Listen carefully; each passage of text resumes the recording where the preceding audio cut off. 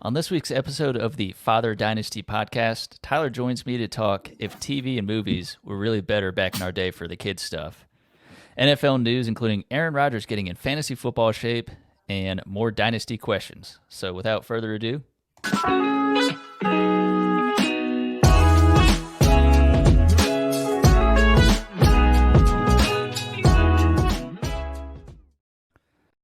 what is up, everybody? Welcome to yet another episode of Father Dynasty.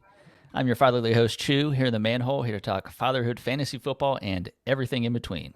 And with me today is my fearless commissioner, Emma's dad, and one of my roommates at the FF Expo this year. Check him out on Twitter at tdaily11. Tyler, how you doing, brother? Doing good. Just trying to stay cool down here in Charlotte, North Carolina, which is an increasingly difficult proposition, but hung out at the pool today, got some good family time, excited for both college football and NFL football now being a little less than for college, a little bit less than 6 weeks away. And as far as NFL goes, I think some rookies and a couple vets reporting this week. So starting to get to that point where we're maybe going to actually get what we can qualify as real news. Yeah, it's unbelievable to think that, I mean, the offseason for football, I know they do a great job at kind of keeping it in the sports ether in terms of just, you know, the signings and just any nonsensical news that they're able to kind of keep it in the news. But one big thing that I know that we had seen happen not too long ago, your Titans signing a DeAndre Hopkins. So are you recovered from the excitement of that just yet? Yeah, we joked about that in our group text. I've been beaten down by my excitement has been beaten down by the past cases of Randy Moss coming to the Titans late in his career. I actually, before the show, was trying to find, I have a Randy Moss jersey, still have the tag on it. I know I've never worn it. I was so excited, and my whole family, my friends knew I was excited. So one of my sisters actually got it for me for my birthday, because if you remember, that was a mid-season acquisition. They traded for him. And so I was super pumped. I have a Titans Randy Moss jersey. It's in mint condition, hoping that one day, maybe after he gets put in is he in the Pro Football Hall of Fame? I don't think he is. I don't think he's old enough yet. But inevitably, when he does get into the Pro Football Hall of Fame, if he's not already, hoping maybe I can sell that thing on eBay or something, make some coin back off of my misery. And then most recently, Julio Jones, who I got amped up about when the Titans traded a second-round pick to get him. So forgive me if I'm a little bit cautious for getting my hopes up, but at the same standpoint, if I could be a devil's advocate to my own self, this is a team that we were walking into the season with the likes of Nick Westbrook-Ikhine and Kyle Phillips, are being second in command for targets at the wide receiver position. I still think, take Nuke out of the equation and it's Chig versus Treylon Burks for top dog and targets in the Titans offense. But so it's definitely lifting the floor for the Titans offense, but I'm just being cautiously optimistic because we're talking about a wide receiver who hasn't he's been, I think, visibly on the decline for a little bit. So we'll see how much blood we can squeeze out of that stone before it's all said and done. Yeah, I was looking back to see, in the offseason, I know a big talking point with a fellow, not quite as old, but wide receiver counterpart, Mike Evans, him trying to hit, I think, his 8th consecutive 1,000-yard season. And I was like, well, I know Nuke's been hurt the last 2 years, but I was like, I know he had, multiple 1,000-yard seasons before that, like well in excess of 1,000. And then I think the last 2 years, I know one of the two, he was still, if he would have played a full season, would have been on pace to probably hit that. So I know he's a bit older, so, when you have back-to-back injury-riddled seasons, it's like, at what point, is it actually probably like a Julio Jones thing where it was like, this is how he is now. He's the injured guy. He's still a big name, maybe a draw for selling tickets and that sort of thing, but maybe not the producer that he used to be. So, but he did take PEDs the other year, and that was part of his suspension. So hopefully those are still in the system and not enough to get him suspended again, but enough to keep him going. Residual effects, yeah. And at least this time the Titans didn't have to give up anything to get him, whereas, they traded for Julio Jones and Randy Moss. This time it's just a free agent they were able to pluck off the street. So all that at the end of the day that's going to be lost is cap space if he doesn't, do his part and pull his weight. Yeah.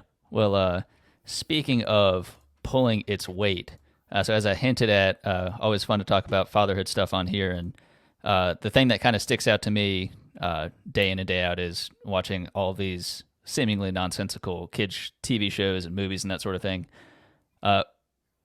Is this just like a old man get off my porch kind of a thing, or is it our generation of like movies, TV shows, whatever, was actually better than what is happening now? Oddly enough, a lot of which now is just remakes and remastering of what we actually enjoyed, 20 years ago, 30 years ago. Well, I think you said it right there, in that I'm a firm believer in that, both a little bit less so in TV, definitely in movies, that they're just running out of ideas. And so, there's only so many. There's a lot more creative people out there than you or I that can put together a good movie script, good television script. But the fact that every time something from our era or before gets remade, it seems to dominate the box office, tells me what I need to know on the movie front.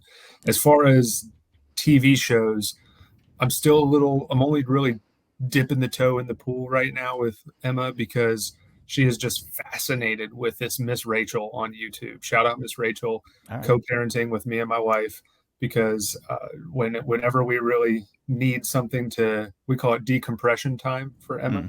Whenever the wheels are spinning and she needs something, she really just goes to Miss Rachel, a retired kindergarten teacher who now runs a YouTube channel and is reportedly worth $15 million. So if that doesn't motivate you to get out and do something with your life, then I don't know what will. But I haven't really, through my nieces and nephews, I've seen a little bit of the TV shows, Doc McStuffins, Puppy Dog Pals, Paw Patrol, things like that. But I will say some of the movies that are coming out are still good. I wasn't a cartoon person growing up, so I don't have the best perspective. I was more of a Even Stevens, Lizzie McGuire. I like the Slime Time Live shows on Nick, stuff with real people. For some reason, cartoons never connected with me. So it'll probably take a little bit longer before I can have a fully formed opinion on this. But hey, we're getting older, and it's our time to tell people to get off our lawn. So as far as I'm concerned, let's just say our era was better, and we'll leave it at that. You have more experience than I do, though, so I'm interested to get your perspective. Well, I mean, I didn't even have to look any of these up. It was just off the top of my head thinking about movies specifically of things that they've remade to this point, like Lion King, Little Mermaid, Space Jam, Jumanji, Hocus Pocus, like kind of a mishmash of, cartoon, not cartoons, different parts, when we were growing up. And all of those have been remade at least once. And then there's stuff like, I know a lot of our sports ones, like The Sandlot, Little Giants, Heavyweights, Mighty Ducks, Big Green, Rookie of the Year. Like, I think there's a lot of those where it was like, there was like that prime, the decade, the 90s and whatever of, you have these, maybe they're not stars necessarily, just it's these kids that may or may not have been in like a show or something like that they just, I'm sure it was dirt cheap to make it because it's a kid making a movie, and, Disney was just pumping out these, these hits that probably the nostalgia hits more than anything. But a couple of these I have actually watched back. Like, I mean, Heavyweights will always and forever hold up. It's so hilarious. But thinking about the TV stuff, I've watched a couple here and there. I've watched like random stuff like Rocko's Modern Life and like Angry Beavers and like stupid stuff like that. So those weren't like, I've watched an episode or two back and I'm like, I mean, this is pretty dumb. But I imagine at the time when I was watching it, I was also pretty stupid. So it probably bounced out. But the stuff now, like, it's a weird mix of like, I know Blue is a huge one, which Finn doesn't watch as much, but like, Paw Patrol, Peppa Pig, which is now where Finn has developed one of his 3 accents where he will speak British kind of, sort of, which is pretty frustrating because he doesn't do it correctly, but he does it more annoying than a British person would, I feel like.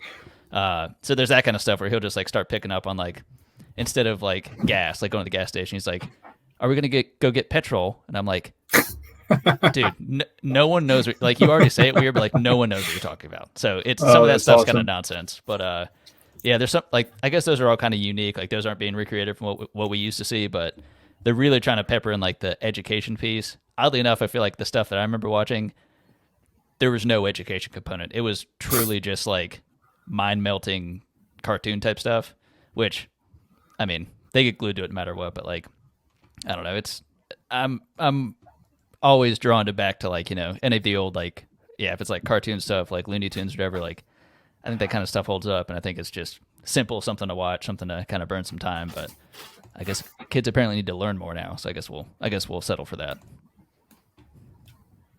Yeah, and I am curious to see. I know, like you're saying, if you're diving a little bit deeper into those, I'm curious to see what's like the main one. Like I know Paw Patrol has been one for Finn that is just like, we've had to buy a couple of seasons on Amazon Prime because God forbid if we get on a car ride and don't have something teed up and downloaded to the iPad, it's not going to be good. So I'm curious to see what the one is maybe that Emma like globs onto and is just like the thing that she's like her default go to. Yeah, I don't know. We're this media world we're living in. Like it's so different how everybody consumes everything these days. I mean, we see like, I'm getting on a tangent here, but like the LA Times and New York Times shutting down their sports desks recently because like people just consume everything from written journalism to television to everything so much differently. Like I wonder for Emma's age and maybe even Finn's age, it's like maybe it's just going to be more so about the like YouTube channels, and because it's this on-demand content that like you constantly have control over. We're joking about earlier this evening. It's like she has no interest in anything other than Miss Rachel. Like we put on Puppy Dog Pals. She loves the theme song. She like kind of does a little dance for the theme song, and then as soon as the actual show starts, it's just like she'll literally just walk away, just do something else. But when Miss Rachel comes on, it's like if Miss Rachel goes on tour, the parents that are rearing children under the age of like 3 right now, it's going to be like the Taylor Swift tour. If this girl goes on tour, like I'm thinking like Freddie Spaghetti off Parks and Rec, just doing like some live music. Cause she has these ridiculous songs about waking up at 2 a.m. and brushing your teeth, which if my daughter wakes up at 2 a.m, as soon as she's willing and able to get out of her bed, and if she wakes up in the middle of the night and brushes her teeth, Miss Rachel and I are going to have words, but I digress. Well, I will say in terms of the live stuff, I think I went to something when I was younger. I can't remember what the show was, but probably was like Sesame Street Live or something like that. But so Finn has gone to one thus far. He went to Daniel Tiger's Neighborhood, but like people wearing like crude costumes and singing incessantly. It basically going through it. It made me think like of when Dennis Reynolds was like, it's like a bad acid trip in here. Like this singing and just like the whole, like, I get it. Like I get why the kids loved it. Like it was just like, the colors and like everything coming to life was cool. It was a treasure, I would say. But my mom has actually taken Finn to, I think it's next month, Bluey. Same idea. Like they're doing the same thing, but like with Bluey at the Civic Center here next month. So Bluey's the one that's British, right? That's where he gets the petrol from and everything. So he is not, what are they? I haven't seen it enough to know. Peppa Pig is they probably do have accents, honestly. With how big Bluey is, I'm kind of shocked I don't know more about it because Finn will watch it every now and again, but like he just doesn't. Yeah. Megan says she sees a bunch of people talking about it on like Instagram and everything, but again, we're gonna burn the Miss Rachel candle probably at both ends until it melts all the way down. Nice. Before a meltdown does in fact happen, let's jump into some fantasy football talk here with some FF perspective.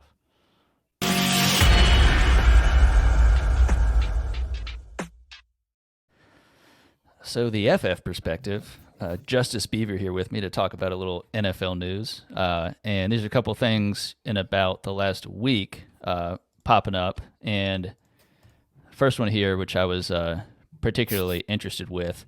So we've got Aaron Rodgers looks ripped during his workout as he gears up for the Jets season.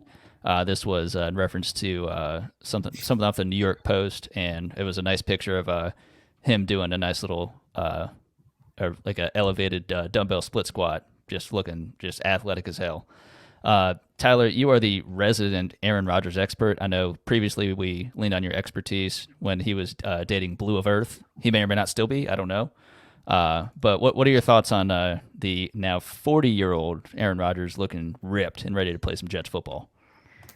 Man, when I talked about how we needed to get rookies and vets reporting to camp so we could get some real news, this is the headline I had in mind because we're really scraping the barrel with these updates. But yeah, I mean, this is what New York media is going to bring us with having Aaron Rodgers in town. I mean, he's the biggest quarterback that's been either for the Jets or the Giants, and gosh, I don't even know how long, especially both in terms of performance and personality. I mean, it's somebody that they're going to glob onto. And it is kind of interesting to me, though, to hear somebody. I did not see the picture that you're referencing, but, thinking about this quote, like Aaron Rodgers has never been somebody at any point in his career who I don't think anybody has described as like an incredibly athletic specimen. Like, yes, he's mobile insofar as he can extend plays and, make a few things happen with his feet, but it's not like he's ever at any point been this kind of chiseled guy. He's just kind of an average looking guy. I think if you didn't watch football and you passed Aaron Rodgers on the street, you'd have no idea that he played a professional sport. So it is. And then compounding that with the fact that over the last couple seasons, we've been hearing about him dating the witches, him, locking himself in dark rooms. And I can't pronounce the drug that he likes, but ayahuasca. Yeah, exactly. So he's doing all this stuff. So like, it does seem a little bit counterculture to me from his perspective that he's really into working out now, apparently. But, maybe he's just needed a change of scenery, I think, outside of Green Bay. And what this does do, though, is it reinvigorates my excitement because I'm sure, as you've heard, the Jets are going to be the focus of Hard Knocks. And I did not have access to HBO much of my life growing up, but I do have my brother-in-law's login these days. So I am going to be diligently looking for that episode. I don't even know what day it drops, but I'm going to figure it out, and I'm going to watch every episode the day it comes out because I'm really interested to see just what might come of a camera on Aaron Rodgers all the time, because as far as I know, they never did it when he was with the Packers. So yeah, they really, I was going to say, I feel like it's always wanting to hit, like, even if it's like maybe not like the best team at the time, like if there's interest in a team, it's likely because it's going to be on like a bigger market. And I don't think Green Bay's ever been on it. But it's funny that he's going from like Green Bay. I mean, even just in media coverage, like how insulated you are from, like it's more like the national news is going to be what's going to crap on you more than, the folks in Wisconsin. And that is interesting too, because so you've got Aaron Rodgers going to the New York media, which that compounded with Zach Wilson still being there. I'm sure he's going to add his own flair in whatever way Zach Wilson can possibly do that. So I'm very excited to see like if Zach Wilson like kind of like playfully talk shit with Aaron Rodgers kind of thing, and if Aaron Rodgers just like shuts him down immediately, kind of like this isn't funny. Like I'm worlds better than you. You're never going to take my job. Or if it's going to be kind of like they play it up to try to like make a narrative like Zach Wilson, like him and Aaron Rodgers, like, they're both gunslingers. Like, can they figure out a way to maybe he's going to mentor Zach Wilson? It's like, no, absolutely not. But, and I'm curious too, just him going to the Jets now. Like, so he finished his QB 13 last year for fantasy, which, with back-to-back MVP seasons before that is a bit of a down year, certainly. But him now going to the Jets, and what I would argue is a pretty tough division with the Bills, the Dolphins, and the Patriots. I don't think it's necessarily going to be easier for him now, although he does have, more weapons here than he did back in Green Bay, I would say. So hopefully whatever, good vibes he can get from ayahuasca and from Blue of Earth, I hope good things are coming his way. I guess I'm just cautiously optimistic on that. So next up, so this is a beloved player by, I don't remember if it was Jake or another member of our league, but so this is regarding Jahmyr Gibbs. So Holmes, the GM for the Lions, Holmes added that Gibbs is a, quote, special weapon, and he reminds him of Christian McCaffrey and Marshall Faulk. And this was Peter Schrager interviewing the Lions GM.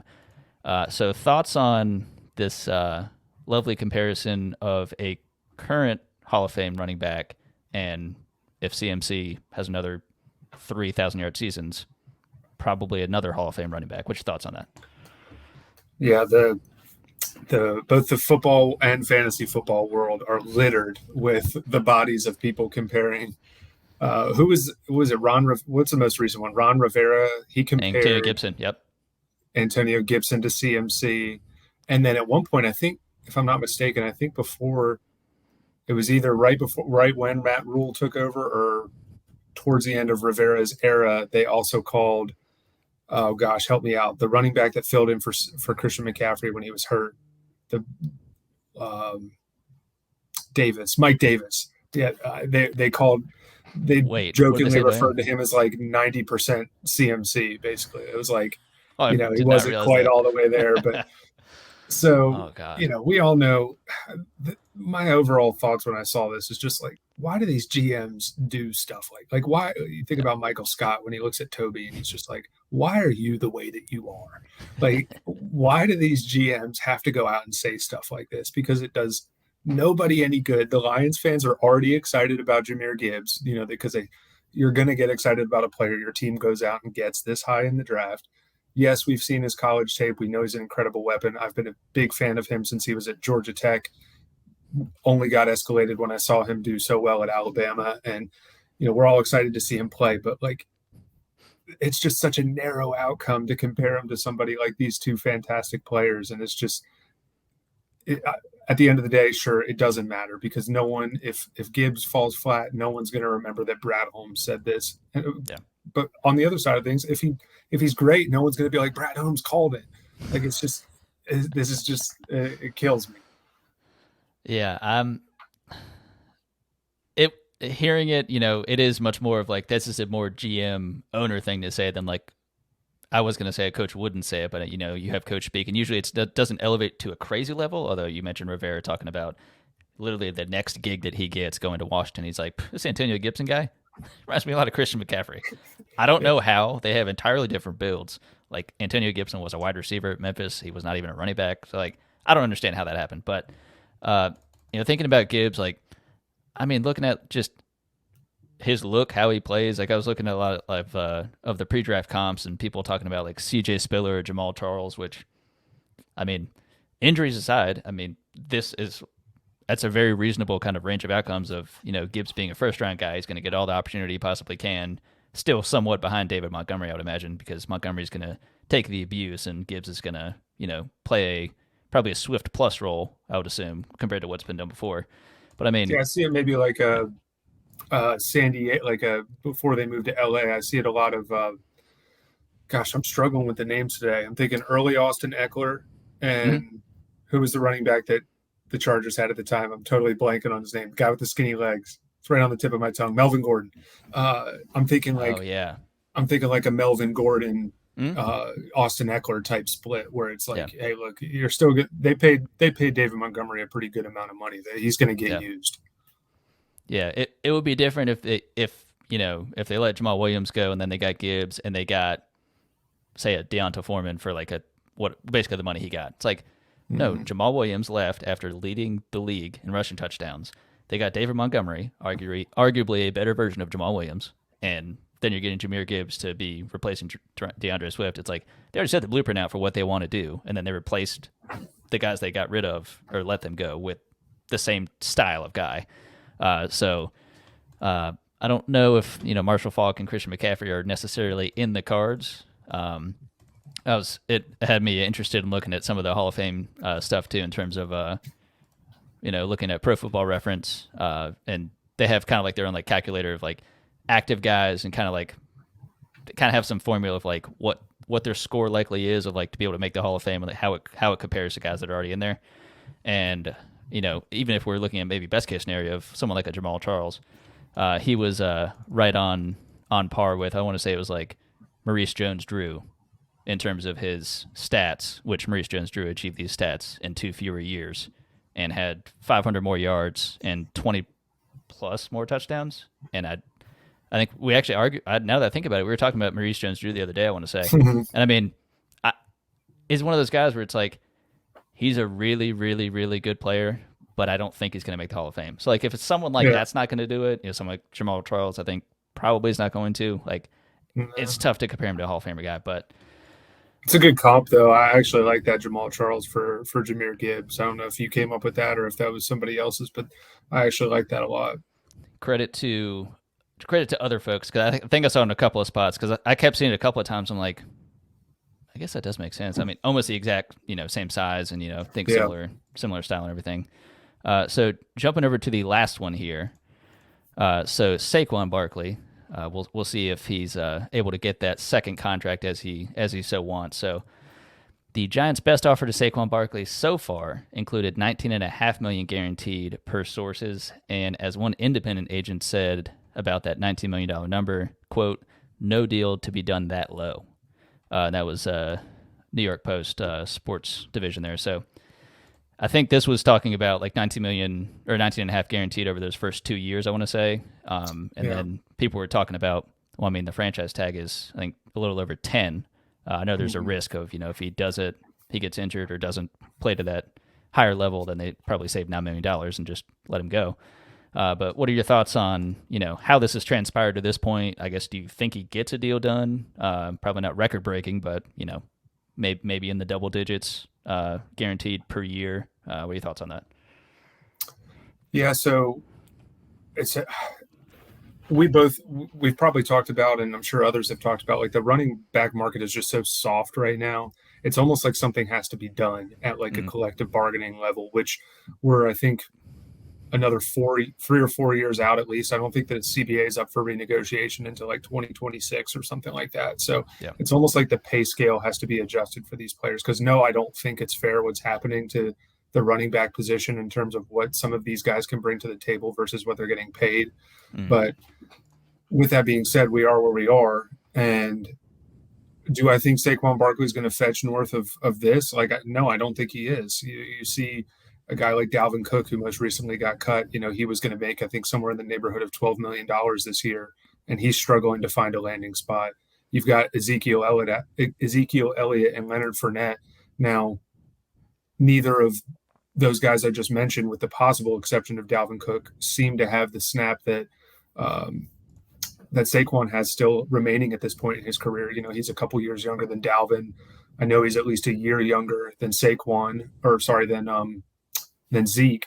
And I think Fournette was in the same class as Zeke as well. So, we're talking about guys clustered in this similar age group. So, if Saquon doesn't want to take the guaranteed money over 2 years, which is kind of what we're seeing on this second contract for running backs, is it's basically like they'll call it a 4 or 5 year deal, but it's really a 2-year deal. And then you can either get cut or probably renegotiate after that second season.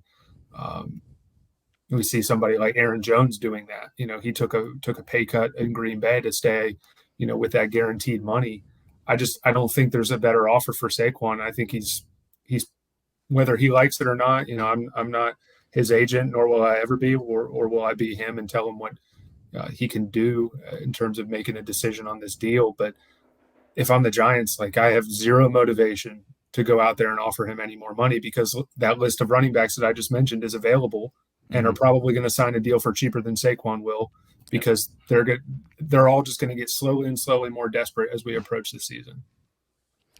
Yeah, that's the interesting thing with a couple of the older running backs, like you said, talking about Dalvin and Zeke and Fournette and those guys. And, looking at this, the average annual value of some of these, it's not overpaid, but just, at the time, these biggest contracts that are out there, CMC getting $16 million a year, and it varies with, where their money actually is paid and which year. But Kamara getting $15 million a year, Derrick Henry getting $12.5 million a year, Nick Chubb getting about $12.2 million a year.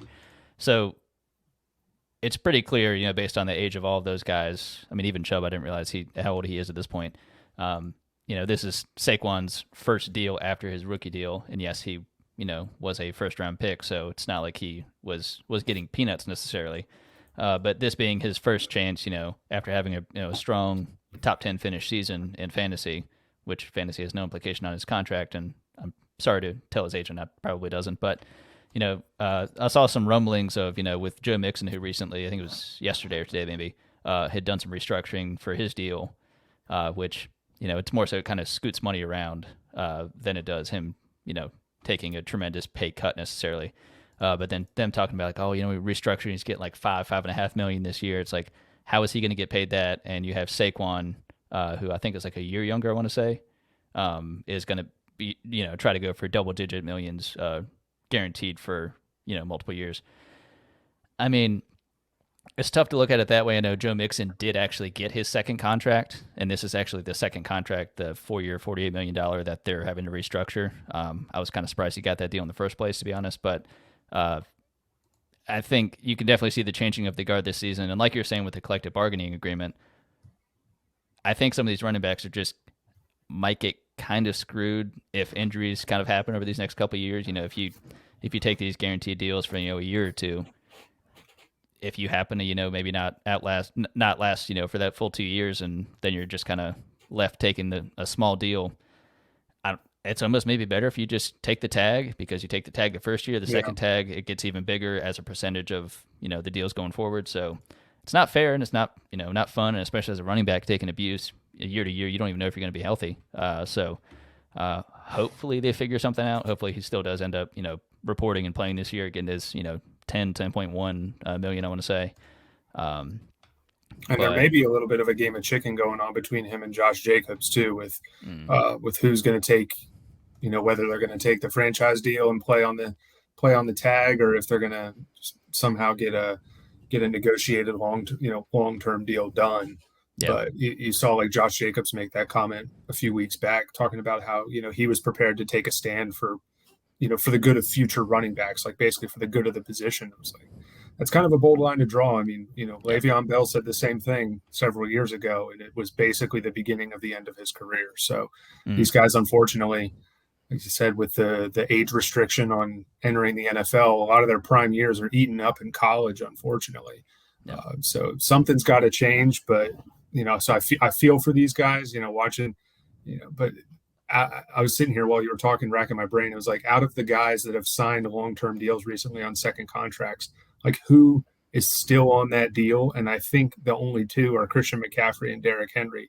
And those two dudes are just like freak outliers, both for very different reasons. But everybody else, like Zeke, Aaron Jones, Joe Mixon now, like all these guys that got second deals are either cut looking for a team, or they've had to renegotiate to, like you said, move money around to stay in their current situation. So it's just teams realize now it's just, that's why we still see running backs go, I think, in the first round, because it's like, well, get these guys, that are uber talented and get them on these guaranteed deals, run them, and then see you later. Yeah, and that works out perfectly in talking about, as you mentioned, some of those older running backs, because as we can refer to some of those older guys that we were talking about, that some may not be on a team right now, some may have had to restructure, that sort of thing. So kind of talked about it, but is there a changing of the guard for running back in fantasy? As you're talking about the contracts and stuff, for those guys that maybe don't kind of buy into just how the game is being played at this point with contract wise, could they be, putting themselves, out of the latter prime of their careers to not be able to produce in fantasy? Something I know they don't give a rat's butt about in terms of, helping us in fantasy, but I know that kind of changes the landscape a bit.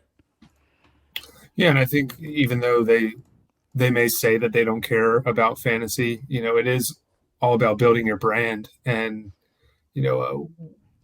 one factor, I'm sure, of many factors that goes into signing these guys is their star power. So the guys that do well in fantasy, I think it does help them. But yeah, there's a definite changing of the guard. A lot of these guys that we I think of the guys that we originally drafted in our inaugural draft for our league, the League of Extraordinary Degenerates. A lot of those guys now are, we've had to say bon voyage, or you're kind of stuck holding the bag at this point. Like, admittedly, I tried to feel what was out there for Aaron Jones this offseason, and there just really isn't that much.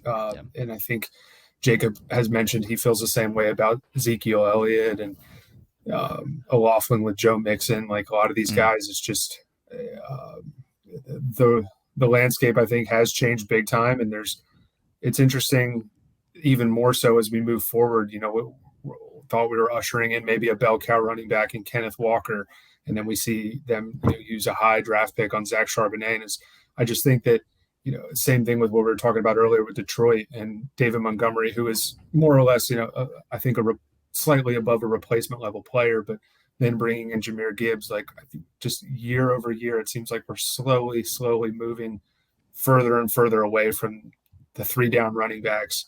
Even, you look at Christian McCaffrey and how he was used out in San Francisco last year, split out wide a lot of times and not necessarily getting a bunch of the carries. The game's changing too. We're talking about teams that sometimes throw north of 70% of the time now at the NFL level, whereas before it was, you pass to score points and run the ball to win type attitude. And it's just really short passing game has turned into the run game now. So that's kind of my long-winded 2 cents on that. Yeah, and as you mentioned, this is kind of a unique situation where a couple of these running backs that have not signed but are notable guys, I think, that do still have some good seasons left, if not maybe 1 or 2 great ones left. So, I mean, looking at the top 12 running backs in 2022 for PPR, the average age was 27.3 years old. And I know that we think about, in the last episode that we were talking, figuring out, like, for each position, mostly like running back and wide receiver, what is the age where we're, from a fantasy dynasty standpoint, considering wanting to move off if it's maybe a year before whatever that age is, with few exceptions. Once you get past that point, you're left with, kind of like you're mentioning, of like, if you have somebody that's a bit older, you just accept, I would rather keep them on my team and get whatever points I can than sell them for, less than what I feel like they're valued at with what they're actually able to produce. And looking at, there's only 2 younger than 26 years old in Josh Jacobs and Ramondre Stevenson. The rest are, of course, names that everybody knows. They've been, producing in fantasy for years and years, but it has been pretty wild to see, their guys like, Zeke and Derrick Henry. I was pretty shocked to see this is just a useless stat, but when I was looking at total touches for running backs, active leaders, you've got Zeke at the top, Derrick Henry within 10 less, 10 fewer. Latavius Murray's third, which is fantastic. That's the epitome of, you play long enough, you're going to get enough touches, and he has had a reasonable career at the tail end here, but a bunch of other names we know. It's Dalvin Cook, it's Alvin Kamara, it's Joe Mixon, it's Leonard Fournette, Christian McCaffrey, Nick Chubb. So like a lot of these guys where it's a lot of these older guys, of course, they've been in the league longer, they have more chances to get these attempts, get these targets, that sort of thing, but at some point it's going to add up. I know that's been the narrative for Derrick Henry for the longest time. This guy's, I think, almost 30 years old, and I know he kind of got eased in when he came into the league behind DeMarco Murray, which is kind of a weird thing to think about, that's how that happened. And he's just running all over the league still at almost 30 years old, just throwing cornerbacks into the ground. But I am very curious to see with some of those older guys that have not found a team yet. I'm sure it's at this point just advantageous. You had to take whatever guaranteed money you can get on maybe a 1 or 2 year deal, and really more so just wait it out to see if there's injury that happens, if you're waiting to join a contender. And at this point, it's just, ring chasing, which for running backs is interesting to think that would be a thing now. I think it's not really talked about a lot in the NFL, but this would be a time where they can, if they feel like their stats are at a certain point, they maybe can't be a bell cow guy anymore somewhere, then if they can earn a role and help that Hall of Fame resume with a championship or 2, then why not? Well, jumping over to, we spoke on those quadzillas, and I would like to talk about some other legs in fantasy, and that is the kickers, one of my favorite positions, only for reasons that it infuriates the shit out of people when I have, Evan McDaddy McPherson or Harrison Butker, and I maybe win a week or 2 purely based off of their performances. So do you believe kickers deserve a starting spot in fantasy rosters? No, I do not. And you may have already known that, but I've petitioned both in redraft and I think in our dynasty league to eliminate defense and kickers. I don't believe that either one of them have a place in this wicked game that we play. I will say, Jake Seeley, he writes for The Athletic. He did a couple years ago, did a tremendous, really deep dive review into this. And if you haven't read it, you should go use your free trial or whatever, so you can get behind the paywall and read that. It's a lot of data. So if you're into that sort of thing, it's definitely interesting. But it essentially talks about the guys that get drafted. It's basically top 10 to 12 kicker ADP versus finishes year over year for, I think he does, several, let's call it 8 to 10 years or something like that. And it was essentially over 70% of the kickers taken in the top 10 don't finish there, something crazy like that. So it's just, to me, it's just such a random position. You could try to correlate with over-unders, which I do a lot of times when I'm streaming kickers in redraft in particular. But, maybe it's to my detriment, but I'm the guy, and you may have observed this in our dynasty league, but I will drop and not carry a kicker in the off season just to hold an extra backup running back or just to hold an extra, wide receiver that I think might have a chance to pop off in mini camp or something, or in training camp.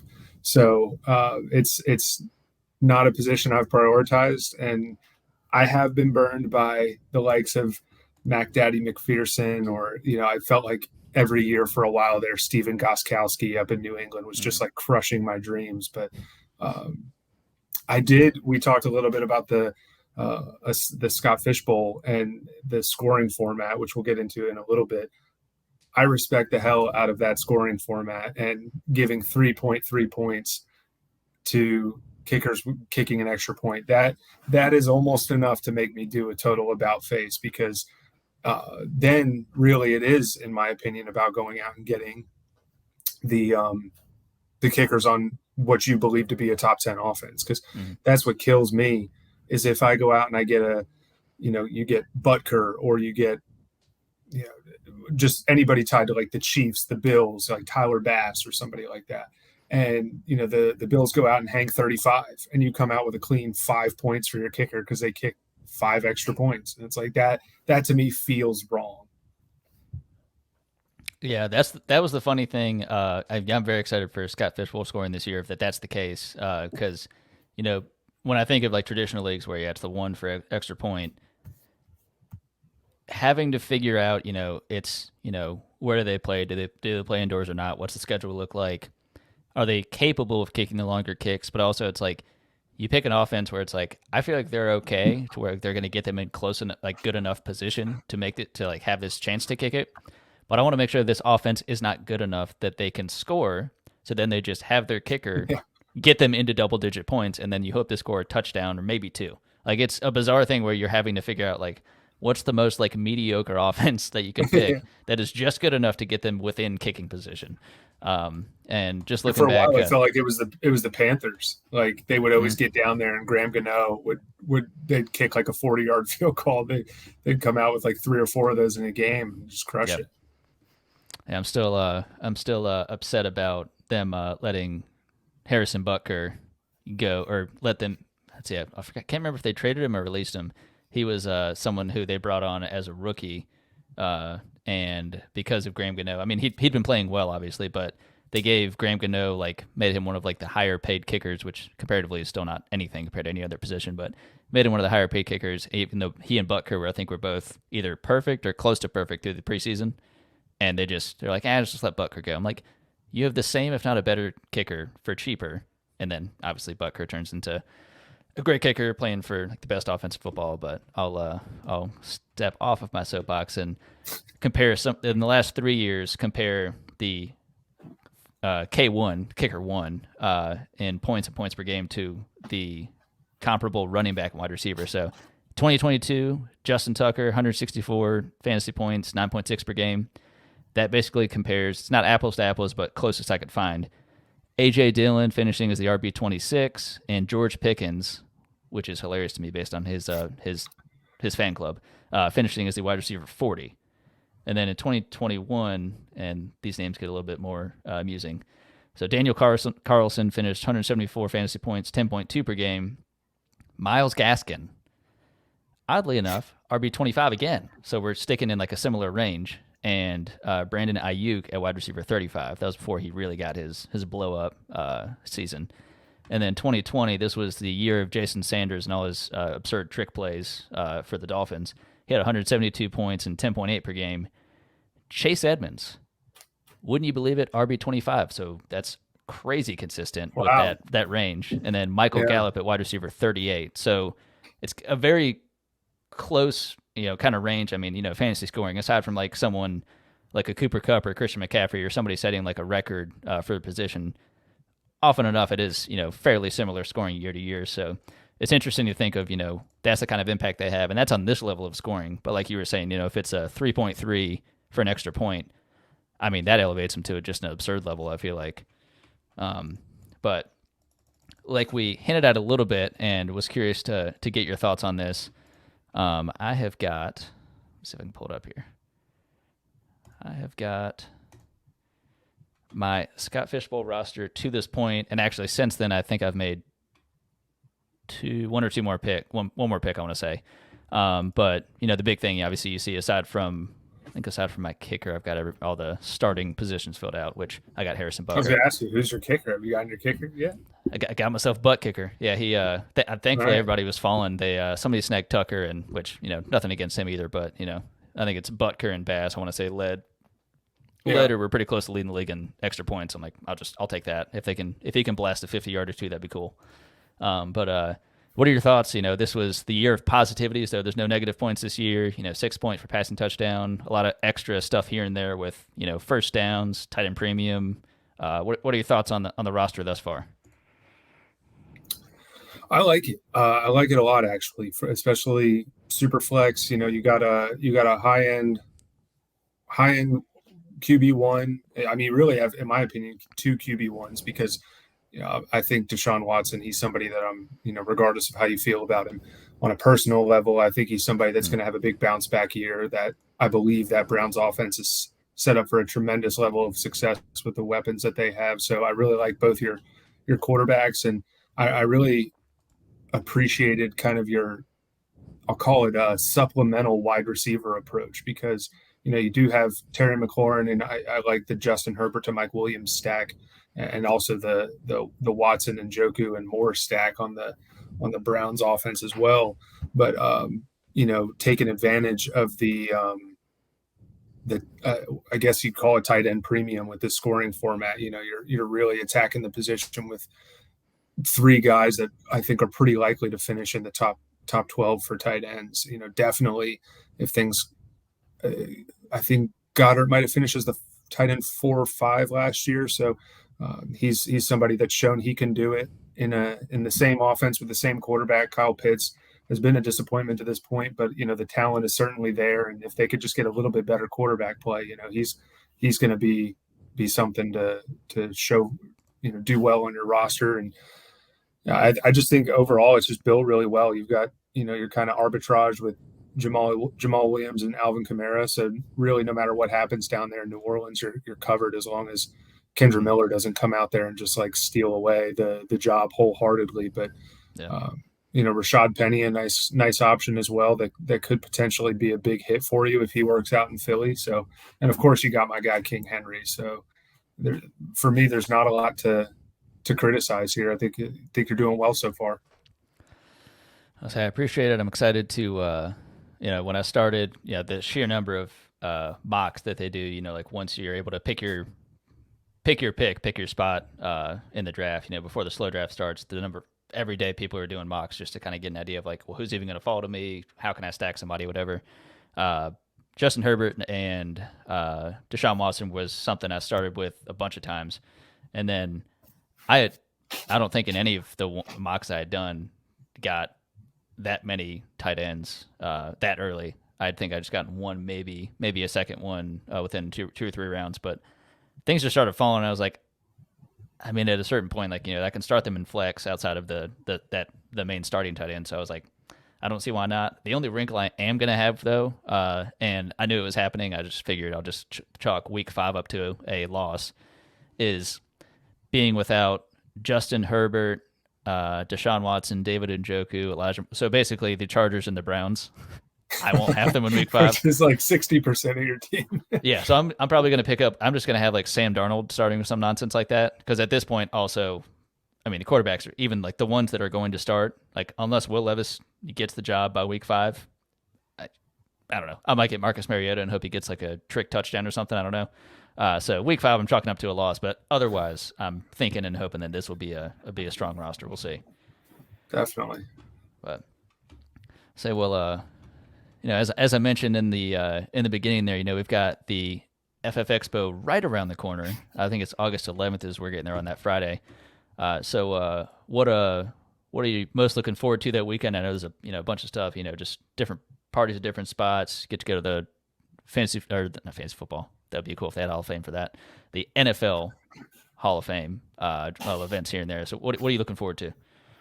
Yeah, I mean, definitely top of mind is the NFL Hall of Fame. I've never been to a Hall of Fame for any sport. Mm. NFL at the pro level is obviously my favorite sport. So that's definitely top of the list. But I'm really excited. I don't know if there's somewhere, I haven't done enough research quite yet to see if there's like a list of what outlets plan to be there and everything. But I'm just really looking forward to connecting with some of these guys that we listen to and consume their content on a weekly basis. Some of the guys that are in this fantasy football space I've been listening to for years now. And so just the chance to connect with them and possibly even be at a setting like this and have a beer with somebody like that and just kind of talk shop and get to know some people like that on a personal level is something that I'm really high on. And it'll be fun. Jacob had to deal with some work stuff tonight, but that you guys that listen to us, a lot of times on this we're on here, the three of us, and it'll just be fun to travel, all three of us, and get to take that in. I think it's something we'll hopefully all make some really good memories on. Absolutely, yeah. Speaking of Hall of Fame stuff, yeah, like I've never been to a Hall of Fame for anything. I think the ones that stuck out to me of like that would be, I think, cool to see was be this one and getting to go see for baseball too. Not because I'm like not as I was never good at baseball, but just being a fan of the Red Sox and getting it just to kind of like see all that history there for the ones that are included. But excited to see all of the people there. I know talking to a couple people that analysts I've been lucky enough to have on the podcast before, and Alfredo Brown was one, just talking about it's a lot of people. It's when I think of like interacting with people on Twitter or whatever else, it's like you may or may not have your own face in your profile or whatever. So it's kind of interesting where it's like you have all these people, fans, but also analysts and whatever else that are going to this one place to celebrate the same thing, some of which can't really like exactly put like a face on. Like you've seen them on a video a little bit, but it's like seeing them like in person. It's not like the same thing as watching, I watch this guy every Sunday for however many years. It's like, it's a little bit different. So it's like, I'm probably not going to recognize anybody, or like there's going to be a couple people that kind of stick out. So I probably have to just wear my Father Dynasty merch and hope that people they're the one of 17 people that have seen an episode. So hoping for the best, but definitely going with you and Jake is going to be awesome time, going to the Hall of Fame, going to different events and that kind of thing. So definitely looking forward to it. Absolutely. Well, speaking of looking forward to it, I knew you looked forward to this episode. I'm glad you have come back from your DeAndre Hopkins hangover safely. But guest always gets the last word, and I would like to hear from you. You got a shout out, a quote, a cheers, anything. I'm going to cheers Brent Pry and the Virginia Tech football program. I've reached my peak optimism in the offseason where I feel like, world's our oyster. We're going to be much better than the 3-win season we had last year. But in particular, lately, the staff has been on an absolute tear on the recruiting front. I like to follow that quite a bit, and they have signed four four-star players in the last 2 months, one of which culminated with Keelan Brody Adams signing, or not signing, they can't sign quite yet, but giving a verbal commitment last Thursday, and he is a top 30 recruit in program history right now at the wide receiver. Not just he is a wide receiver, I was going to say at the wide receiver position. I think he's the 4th best wide receiver from a recruiting ranking standpoint to ever commit to Virginia Tech. I think the 30th overall player, best recruit from the recruiting industry's rankings. So just very excited to see this program on the upswing after the doldrums that we've had to suffer under one former coach who shall remain nameless. Yeah, it's good to see, the basketball program was, getting back on the right track. And now to see Brent Pry stepping in, and I feel like there's a real salt of the earth, like appreciating, Blacksburg and what that means, the history of the team and of the college and everything, and him utilizing, the alumni, the notable ones that I think would have some pull and some weight in state, getting a lot of these guys to the program is awesome. And I mean, if Tech football is good, then I think we're both good. I think we can definitely agree with that one. So as we struggle through our Panthers and Titans fandoms, I think we can hopefully appreciate that Tech is on the right path. Hopefully have some, what I like to call football. Sorry, it's been a long off season. I call it football nirvana. And it's when all my fantasy football teams win, the Hokies win, and the Titans win. That's football nirvana. And I didn't get a lot of chances at it last year because Tech only won 3 games. So we need some more chances at football nirvana this year. I say, well, let's go ahead and give a cheers to chasing football nirvana. Cheers. Appreciate it, brother, and looking forward to many more episodes, and looking forward to the season starting. I mean, it's basically just around the corner. Cannot wait. See you, brother.